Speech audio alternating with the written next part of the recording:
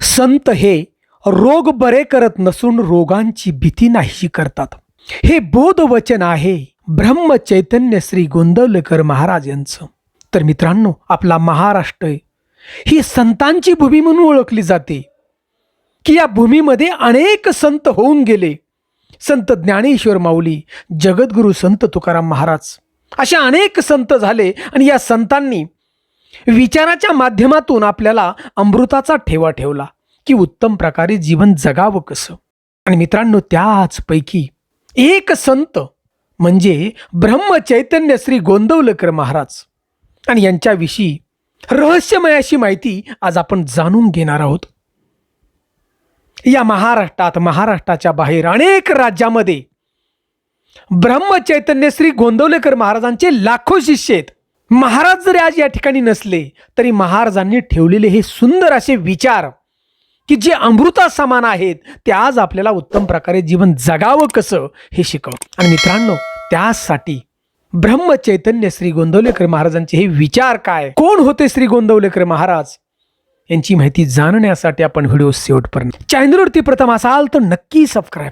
मराठी कथाकथन चॅनलमध्ये आपलं मनापासून सहर्ष स्वागत आहे. तर मित्रांनो, शेवटी कमेंट अनंत कोटी ब्रह्मांड नायक सच्चिदानंद सद्गुरु श्री ब्रह्म चैतन्य महाराज की जय अशी कमेंट आम्हाला जरूर करा. तर मित्रांनो, श्री गोंदवलेकर महाराजांचा जन्म इसवी सन 19 फेब्रुवारी 1845 रोजी सातारा जिल्हा आणि या सातारा जिल्ह्यातलं गोंदवले बुद्रुक नावाचं छोटंसं गाव, या गावात महाराजांच्या घराण्यात पंढरपूरची वारी, पांडुरंगाची भक्ती ही 7 पिढ्यापासून चालत आलेली होती. भगवंताच्या कृपेनं श्री रावजी आणि माता गीताबाई यांच्या पोटी महाराजांचा जन्म. लहान वयातच श्री गोंदवलेकर महाराजांच्या अंगचे अलौकिक गुण सर्वांना दिसू लागले. त्यांना भगवत भजनाची खूप आवड होती. हुशार होते, तेजस्वी होते आणि अन्नदान करण्याकडे त्यांचा लहानपणापासून कल होता. त्यांच्या माता गीताबाई म्हणत की महाराजांच्या चेहऱ्यावरती एक प्रकारचं दिव्य तेज तरंगत होत आणि त्याचमुळे प्रत्येक माणसावर त्यांची छाप पडत असत. महाराज खेळण्यात, पोहण्यात फार पटाईत होते.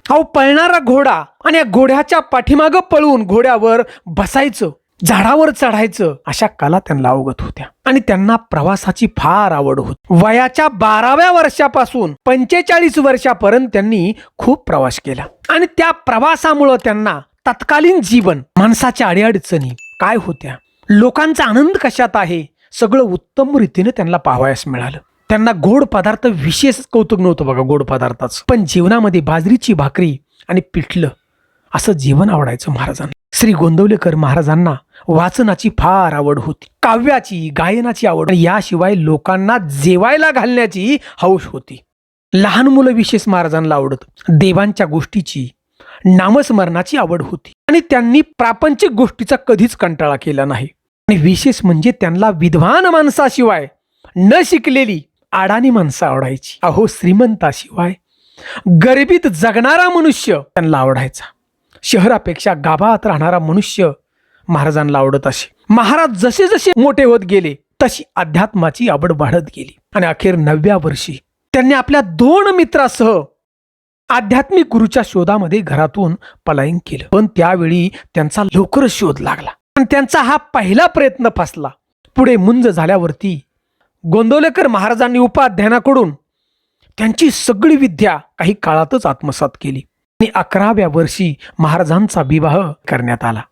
पण इकडे त्यांची गुरु भेटीची तळमळ वाढत होती.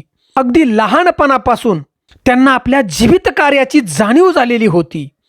कारण हा देह जनकल्याणासाठी आहे, हा देह भगवत भक्तीसाठी आहे हे महाराजांना समजलं होतं लहानपणीच. कारण हा देवाचा अवतार. त्यांच्या चेहऱ्यावरती ब्रह्मचैतन्य होतं आणि हा ब्रह्मज्ञानाचा देह गाठण्यासाठी त्यांनी सर्वच वाचा त्याग करण्यास मागे पुढे पाहिले नाही. आणि अखेर वयाच्या 12व्या वर्षी आईला थोडी पूर्व सूचना देऊन महाराजांनी एका रात्री प्रयाण केलं आणि गुरु शोधामध्ये भारत भ्रमण चालू केलं.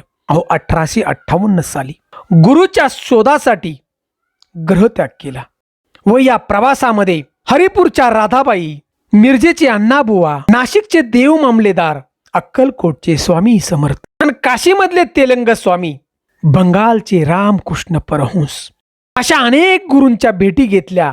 आणि शिवाय समर्थ संप्रदायातले सतपुरुष श्री रामकृष्ण यांनी महाराजांना येहळे गावच्या श्री तुकाराम चैतन्य यांच्याकडे जाण्याचा आदेश दिला. आणि त्यानंतर पुढल्याच वर्षी 1859 मध्ये महाराजांनी येहळे गावच्या श्री तुकामाई यांच्याशी भेट घेतली.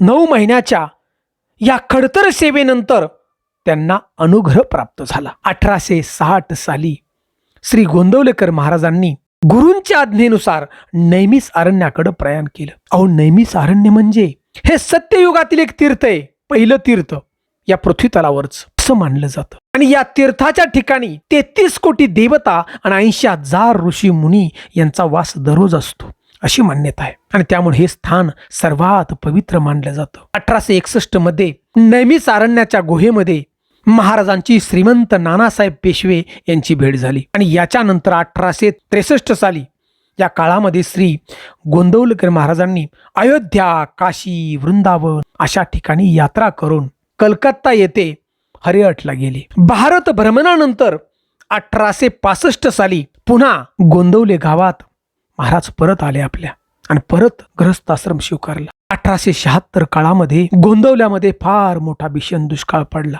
एवढा मोठा दुष्काळ की अक्षरशः पाणी पिण्यास नव्हतं. गुरं ढोरं उपाशी होत, माणसाला खायला नव्हतं. आणि त्या ठिकाणी श्री गोंदवलेकर महाराजांनी फार मोठं काम केलं. गरिबांची सेवा केली आणि अन्नदान त्या ठिकाणी केलं. आणि अन्नदान तर महाराजांच्या आयुष्याचं सार होतो. श्री ब्रह्मचैतन्य गोंदवलेकर महाराजांनी जे भारत भ्रमण केलं, या भारत भ्रमणादरम्यान लाखो शिष्य महाराजांचे झाले, लाखो, आजही आहेत. ब्रह्मानंद, श्री आनंद सागर, भाऊसाहेब केतकर, पांडुरंग बुवा असे अनेक शिष्य पुढे झाले. आणि 1903 साली मासुर्णे, गोमेवाडी या ठिकाणी महाराजांनी श्रीरामांच्या मूर्तींची स्थापना केली. सोबतच गोंदवले, सोलापूर, जालना, बेलधडी, गिरवी, मांडवे इथे प्रभू श्रीरामांच्या मंदिरांची स्थापना केली, मूर्तींची स्थापना केली. आणि यावंगलला दत्त मंदिर बांधलं मोठं. आणि 1913 साली महाराज गोंदवल्यात असताना 21 डिसेंबर रोजी रामरायाच्या समोर शेवटचं कीर्तन केलं. आणि भगवंताला साक्षी ठेवून त्या ठिकाणी प्रभू रामचंद्रांना अखेरचा जो संदेश आहे की उत्तम प्रकारे जीवन जगावं कसं, हे लोकांना त्या ठिकाणी विचाराच्या माध्यमातून सांगितलं. आणि 22 डिसेंबर 1913 महाराजांना महानिर्माण केलं. हा देह जरी पंचतत्वात विलीन झाला तरी महाराज हे भगवंताचा अवतार होते, देवाचा अवतार होते. देह जरी गेला तरी आत्मा आजही सूर्य आणि चंद्र आहेपर्यंत महाराज आपल्याला दिशा दाखवतायत. महाराज आपल्या शिष्यांना आशीर्वाद देतात. जो मनापासून भक्ती करतो, नामस्मरण करतो, महाराजांनी सांगितलेल्या विचारावरती जीवन जगतो, त्या पाठीवरती थाप महाराजांची असते आणि डोक्यावरती हात महाराज ठेवतात. हे आजही सत्य आहे.